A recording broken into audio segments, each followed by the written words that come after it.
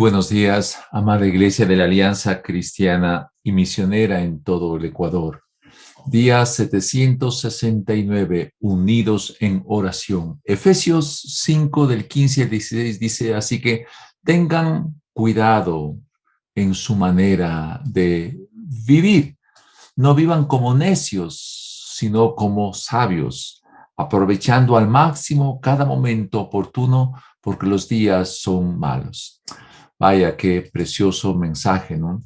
Unidos en oración tiene como propósito que cada día de la semana podamos estar la Iglesia de la Alianza Cristiana y Misionera unidos en oración bajo las peticiones que la Iglesia Nacional lo presenta cada día.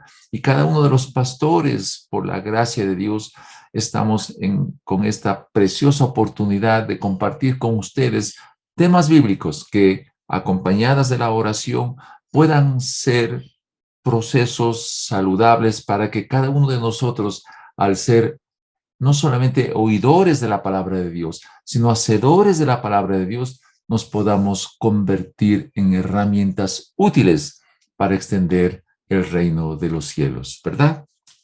Tengamos un momento de oración. Amado Padre Celestial, gracias por esta oportunidad que tú nos das de unirnos en oración todas las iglesias de la Alianza Cristiana y Misionera.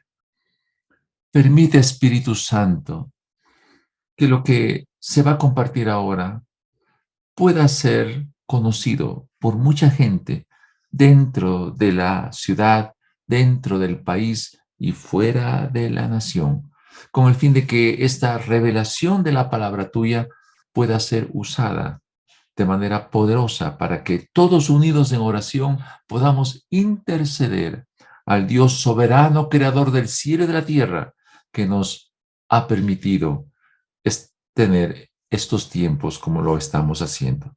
Espíritu Santo, toma control en este momento. Limpia mis labios. Purifica, Señor, mi vida. Úsame, Señor, como herramienta útil para la gloria de tu nombre. En Cristo Jesús. Amén. Amén. Hemos estado analizando el libro de Romanos. Vimos el capítulo 1 y el capítulo 2. Hoy vamos a ver parte del 2 y el 3 y bajo el tema el fracaso de los legalistas, que le he puesto un nombre que nos podrá ayudar para conectarnos con la realidad en el tiempo actual, el fracaso de los caudillos. El mensaje del Evangelio tiene que ser comunicado a toda persona, ¿verdad? Tiene que ser comunicado a todo gobernante. Es responsabilidad nuestra comunicar el Evangelio a todo gobernante, a todo directivo y al pueblo en general, porque hemos aprendido que yo no me avergüenzo del Evangelio porque es poder de Dios para los que creen, para todos los que creen. La Iglesia de Cristo tiene que alinearse a la verdad y denunciar todo lo que es injusto y defender nuestra fe con mansedumbre y reverencia ante todo lo que demanda razón, como dice Primera de Pedro 5, Primera de Pedro 3:15. Y esto vale la pena volver a repetir este concepto que la Iglesia de Cristo no puede permanecer neutral. Tiene que alinearse a la verdad, ni a movimientos de derecha, ni a movimientos de izquierda. Tiene que ajustarse a la verdad y defender la fe con mansedumbre y reverencia, como lo hemos estado indicando. Por otro lado, Romanos 1:18, vimos que la ira de Dios se derrama sobre toda persona que en su maldad toma cautivo a la verdad y han quedado abandonado a su propia suerte, porque la maldad destruye a los malvados, como dice el Salmo 34:21. Por otra parte, vemos que las personas que tienen doble moral o que practican una moral consensuada, una moral relativa, están sujetos a la ira de Dios y esta que se acumule. ¡Qué tremendo! que mucha gente, al ser una moral doble, permiten que se acumule la ira de Dios, como dice Romanos 2:5. Y debemos aprender que en un momento determinado el justo castigo de Dios se va a materializar, porque Dios es un Dios justo. Hoy vamos a ver Romanos 2:17 al capítulo 3, al versículo del 1 al 23. Es una situación terrible la que nos vamos a analizar. Y lo que plantea Romanos en el tiempo de Pablo, hace unos 2000 años, se vive en el tiempo actual. Y vamos a ligar a lo que es el legalista con el caudillo, que es el manipulador que ha adoptado diferentes gobiernos a lo largo de la historia, que han adoptado organizaciones a lo largo de la historia y que nos han hecho mucho daño los últimos 100 años. Para analizar este tema tan importante del caudillismo o del fracaso de los legalistas, permítanme exponer como en tres partes. Primero, la manipulación del lenguaje. Los que hacen maldad disfrazados de un lenguaje engañoso, proclamando un mensaje aparentemente bueno, pero haciendo todo lo contrario, con el fin de obtener un poder totalitario, que es lo que nos está pasando en estos tiempos. Los caudillistas, los legalistas, los que habiendo conocido la verdad, hacen todo lo contrario de lo que enseñan, causando que se blasfeme el nombre de Dios. Y por último vamos a analizar lo que es la justificación, la fe en Jesús como la única salida al problema moral en que vive el ser humano. Analicemos lo que es la manipulación del lenguaje. En el último siglo han surgido sistemas de pensamiento que han buscado dominar a la fuerza a todas las comunidades, con mensajes manipulados para obtener gobiernos totalitarios. Han sembrado el terror, han edificado los cimientos de las sociedades con cadáveres de millones y millones de personas, de seres humanos sacrificados. Eso nos narra la historia. Veamos algunos asuntos que la historia reciente nos confirma.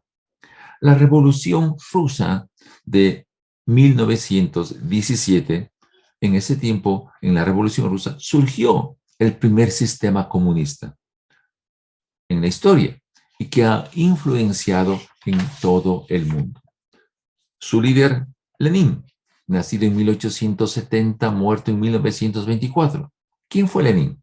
Era un político, un filósofo, un revolucionario, el arquitecto del Estado soviético, seguidor de los pensamientos de Marx. ¿Cuál fue el sistema político utilizado por él? El terror. Eso marca la historia. No podemos nosotros decir lo contrario.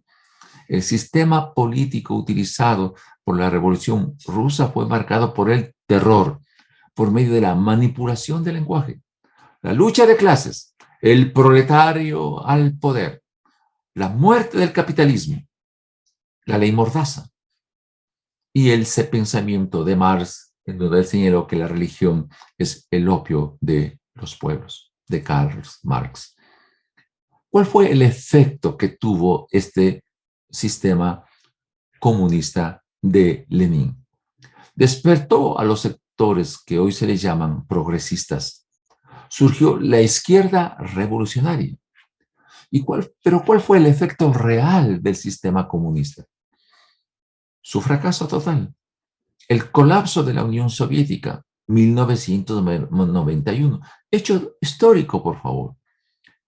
La URSS perdió el 27% de todo su territorio y se desmembró las naciones que lo formaron parte y terminó en un estado de pobreza extrema. Esto lo confirma un periodista llamado Javier Monjas, reportero sin fronteras, corresponsal de guerra, que estuvo en la caída de la URSS, en la guerra con El Salvador, en Irak, Bosnia, Herzegovina y otros. Él narra estos hechos, que la caída de la Unión Soviética, que el efecto real fue un nivel de pobreza extrema. Nosotros tenemos que, de alguna manera, confrontar una situación que a veces nos parece un poco difícil de entender. Y permítame, por favor, decir lo siguiente. ¿Cuál fue la influencia de este sistema en el mundo? ¿Cuál fue la influencia? Cuba, un estado fallido. Nos guste o no nos guste, hay que decir así, un estado fallido. Venezuela, socialista, hoy un estado fallido. Nicaragua, socialista, con un caudillo que gobierna desde enero del 2007. El efecto de esta revolución rusa, de los sistemas comunistas, socialistas, ha surgido hoy lo que se le ha llamado el socialismo del siglo XXI. Socialismo revolucionario, de economía marxista, con países socios como Corea del Norte, a veces China, Laos, Vietnam, Venezuela, Cuba, Bolivia, Nicaragua y un tiempo Brasil y Ecuador, nuestra nación. Querida iglesia, nosotros debemos analizar la historia y ajustar nuestro juicio crítico respecto a lo que es la verdad. El ser humano actúa de acuerdo a lo que piensa. Y si lo que piensa no se basa en una moral de Dios que es absoluta, si no se ajusta a esa moral de Dios que es absoluta, estamos sujetos a que se levanten líderes, que se levanten caudillos, que se levanten dictadores, que manejan un lenguaje contradictorio, pero un enorme poder de penetración en medio de productos comunicacionales especializados en obstruir la verdad. Somos responsables de detener la maldad por medio de decir y vivir la verdad, como hemos estado analizando las semanas pasadas. Recordemos eso, lo que dice Juan 8:32. Conoceréis la verdad y la verdad os hará libres. Para entender las situaciones que están pasando en el mundo que nos rodea, veamos algunos pensamientos que se difundió en el tiempo de la Segunda Guerra Mundial. Algunos de ustedes seguramente han escuchado de George Orwell, nacido en 1903, murió en 1950. Un niño que vivió en un nivel de pobreza fuerte. En unos años, George Orwell, cuyo nombre real era Eric Blair, vivió casi como un mendigo, pero él llegó a ser escritor y novelista inglés y escribe la novela llamada 1984. Quisiera compartir un poco lo que de esta novela se dice, porque siendo George Orwell un hombre ateo, al escribir, narrar esta novela que describe un gobierno totalitario, da ciertas características un tanto como proféticas de lo que va a suceder en el futuro. Con una periodista la entrevistó un poco antes de morir. Él murió por tuberculosis muy joven. Él dijo que había escrito esta novela para que en el futuro la gente no permita que esto ocurra. Analicemos un poco el contenido de esa novela. Este libro presenta un gobierno totalitario que maneja 4 ministerios cuyos nombres llaman la atención. Escuchen bien esto. ¿Qué tal? El Ministerio del Amor, encargado de mantener la ley y el orden, que no era otra cosa que un organismo de control del Estado. Este Ministerio del Amor, en ese sistema totalitario, era experto en torturas, en castigos a todos los que estaban en contra del líder del partido, del gobierno llamado el Gran Hermano.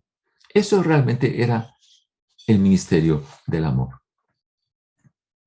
El Ministerio de Paz, encargado de la guerra, bajo la premisa de que cuando se esté en guerra y en guerra permanente, el país estará en paz interna y el pueblo se mantendrá siempre ocupado y no pueda protestar. Imagínense, Ministerio de la Paz, que se encargaba de la guerra. El Ministerio de la Verdad, encargado de las noticias, de la educación, de las bellas artes, que se encargaban de manipular la información con la creación de un nuevo lenguaje.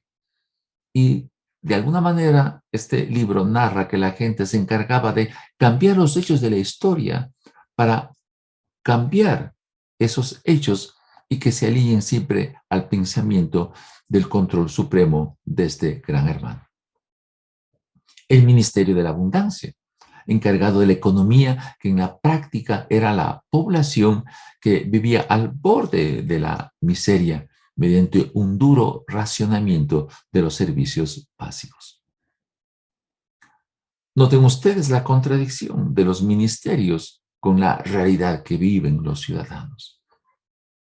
Un gobierno totalitario usa nombres de ministerios muy llamativos, pero sus funcionarios hacen todo lo contrario a lo que dicen, causando terror, causando horror a los ciudadanos, con el único fin de que ese montaje del terror, del horror, les mantenga en el poder. Lo que voy a decir puede sonar fuerte, pero la iglesia de Cristo se tiene que levantar para decir la verdad.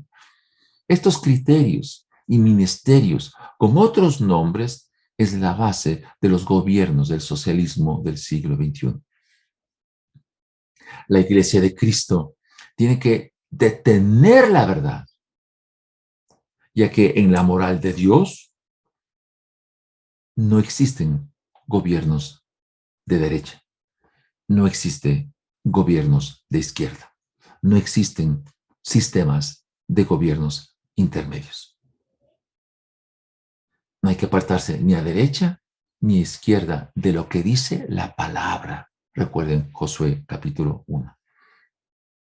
¿Qué promulga, qué promueve la Biblia en el concepto de la gobernanza de un gobierno?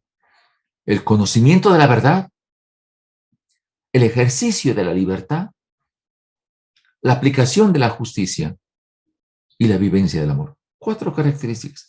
En toda la Biblia podemos ver de una y de otra manera estos 4 principios.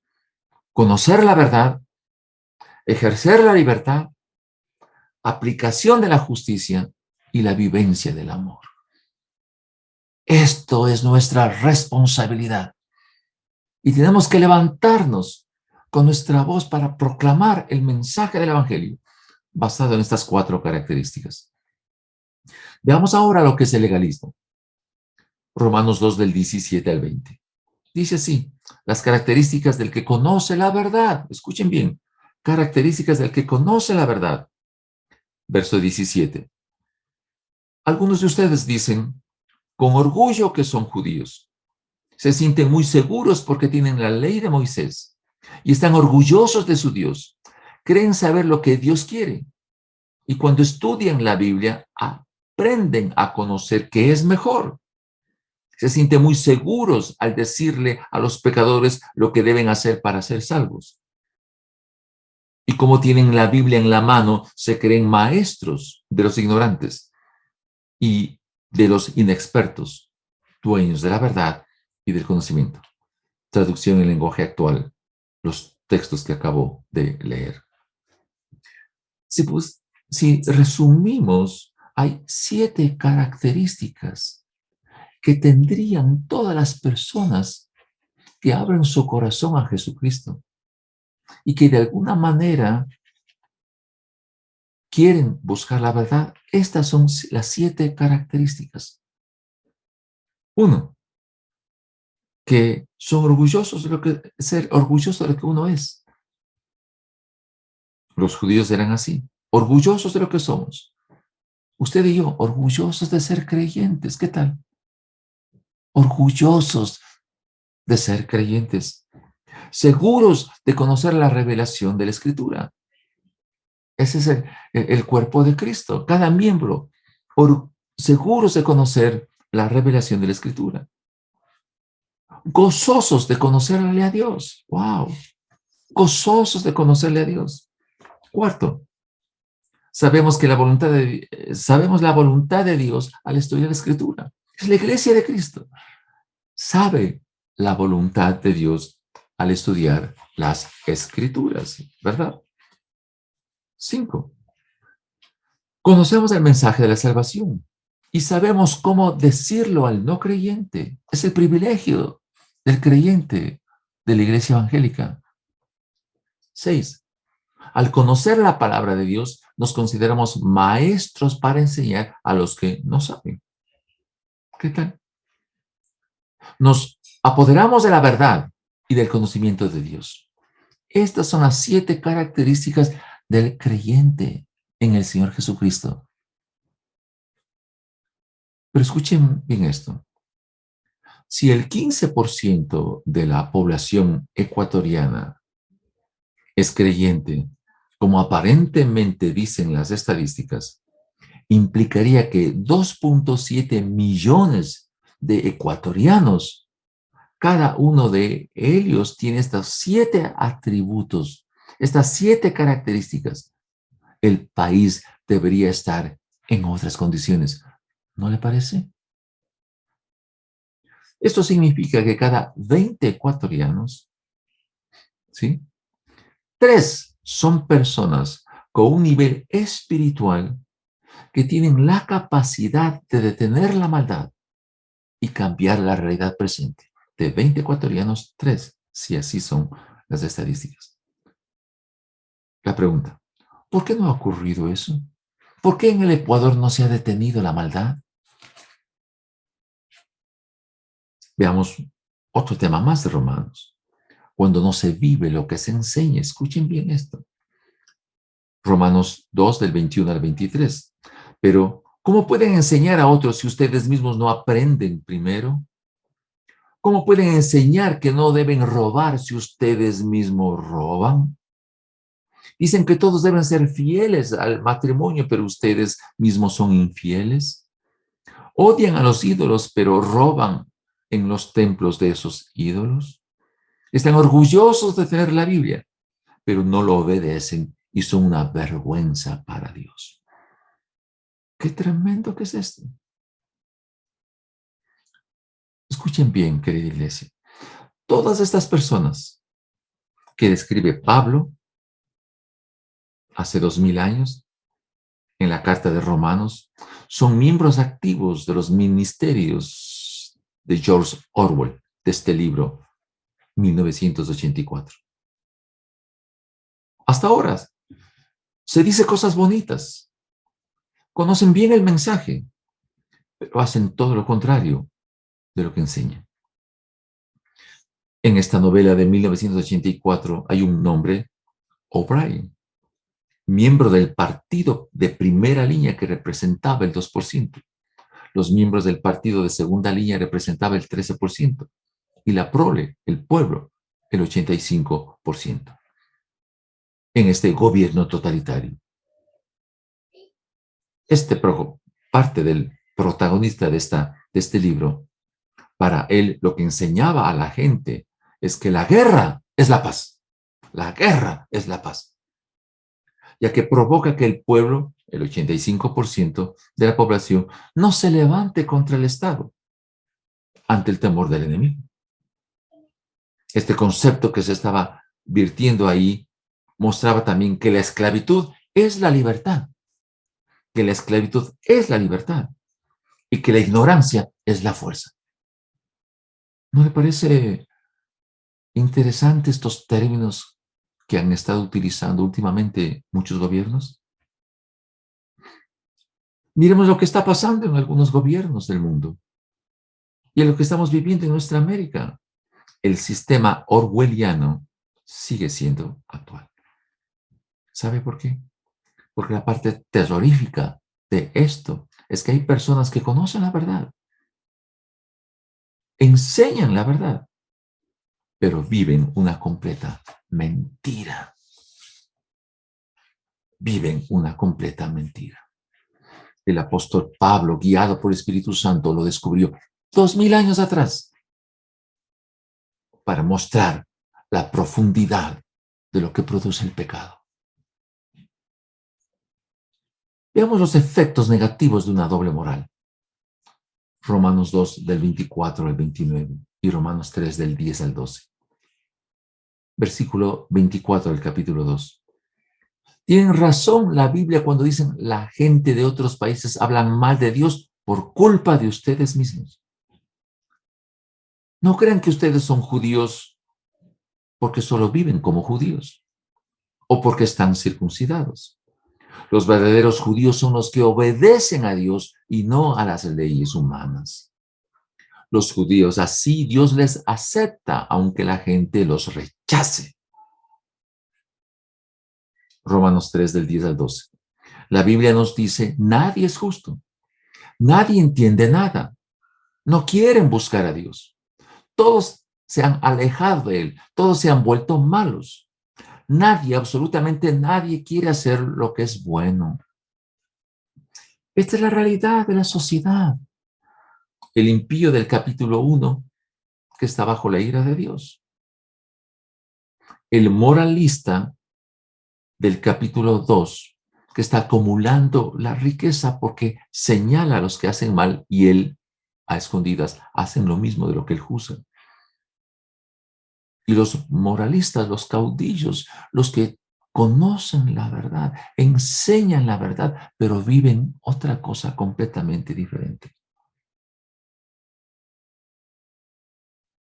Si el testimonio del creyente no muestra la verdad de Dios, la comunidad en general va a blasfemar el nombre de Dios. Si el testimonio de la iglesia evangélica no muestra la verdad de Dios, la comunidad, la nación va a blasfemar el nombre de Dios. Toda ideología surge del corazón humano, apartada de la moral de Dios. Toda ideología surge del corazón humano, apartada de la moral de Dios. Producirá muerte, destrucción.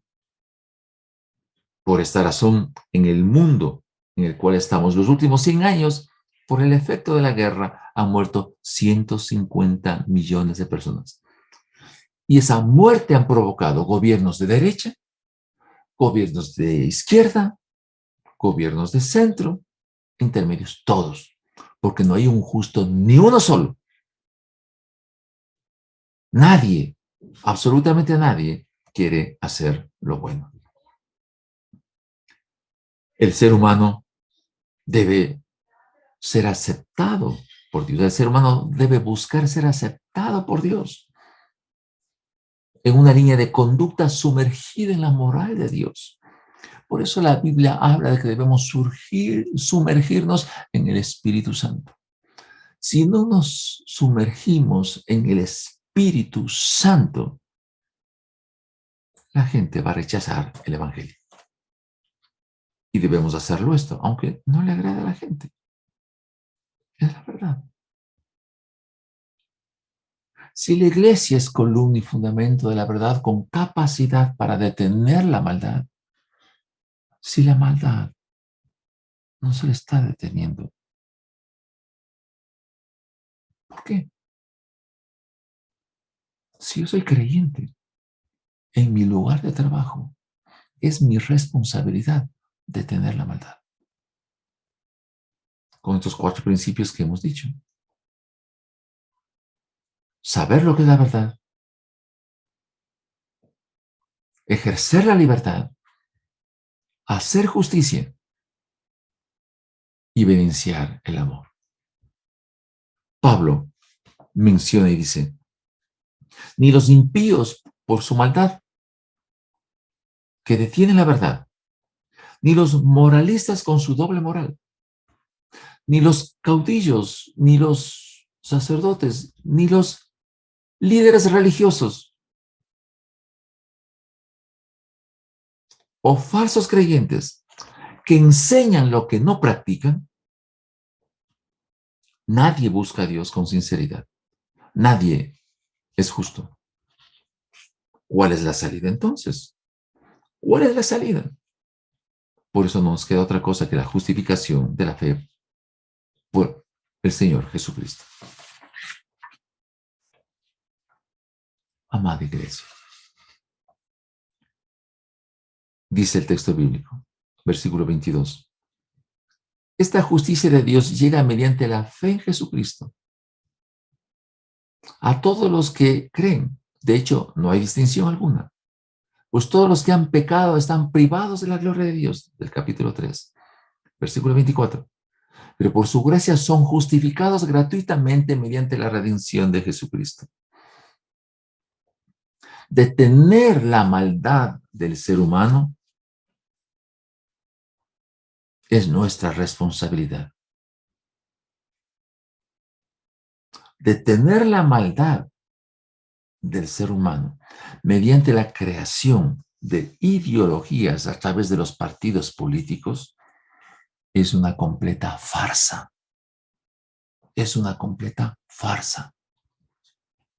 La solución es que la justicia de Dios, que llega al ser humano por medio de la fe en Jesucristo, para todo aquel que cree, para todas las naciones de la tierra, para todas las personas que forman parte de los partidos políticos, todos han pecado y están destituidos de la gloria de Dios. Pero es posible ser justificados mediante la redención de Cristo Jesús, que lo pudo efectuar. Querida iglesia, a Dios le ha placido que cada miembro del cuerpo de Cristo, que es la iglesia del Dios viviente, columna y fundamento de la verdad, sean que muestren con su estilo de vida la verdad, la libertad, la justicia y el amor. Si esto entendiéramos, hermanos queridos, todo, absolutamente todo, cambiará. Todo, absolutamente todo cambiará. Tengamos un momento de oración. Padre Celestial, ayúdanos a comprender esta revelación. Somos agentes de orden y no de caos. Que si nosotros como creyentes que podemos enseñar la verdad, vivimos una mentira, vamos a blasfemar el nombre de Dios. Ayúdanos a tener como iglesia, que cada miembro de la iglesia pueda afectar su lugar de trabajo con estos 4 principios que hemos aprendido. Conocer la verdad, ejercer la libertad, hacer justicia y evidenciar el amor. Señor, Espíritu Santo, ayúdanos a comprender esto. Ayúdanos. Somos los que tenemos la cura para el virus del pecado por el poder de la sangre de Jesús. Y sumergidos en el Espíritu Santo, podemos demostrar que solamente la fe en Jesús es posible detener la maldad en cada uno de los lugares donde el creyente enfrenta. Oramos, Señor, también con todo el corazón para que tú quites esas muertes violentas que están sucediendo y que nuestros datos, índices, lo están mostrando. Señor, detener el narcotráfico, detener estos sistemas de corrupción, detener el crimen organizado. No será suficiente la ley, sino el clamor de la iglesia de Cristo, donde cada lugar donde tú, oh Dios, nos pongas, detengamos la maldad. Oramos por nuestro sistema de salud en todo nuestro país. Ayúdanos a obtener los recursos para mejorar la atención a la gente. Ayúdanos a ser prácticos. Dales conciencia a los dirigentes para que seamos en el Ecuador sencillo, pero ágil en derramar todos los procesos hábiles para ayudar a la gente que se ha enfermado. Oramos por Venezuela, por la migración que ellos tienen, un país fallido. Oramos por los refugiados ucranianos. Que Dios proteja sus vidas, detenga esa guerra entre Rusia y Ucrania. En el nombre de Jesús, clamamos. Sé que el juicio tuyo está dado, pero humildemente te pedimos, Señor, ten misericordia. Estamos en la posición de ser vallado, de rogarte, Señor, que detengas el horror de la guerra. Levanta, Señor, a los enfermos del país, del alma y del cuerpo. Te rogamos con todo el corazón. Somos la iglesia de Cristo. Y velando en oración, clamamos por estos puntos que han sido presentados. Recoge el clamor de la iglesia de Jesucristo. Recoge el clamor, Señor. Te lo rogamos con todo el corazón. En el nombre de Jesús. Amén. Amén.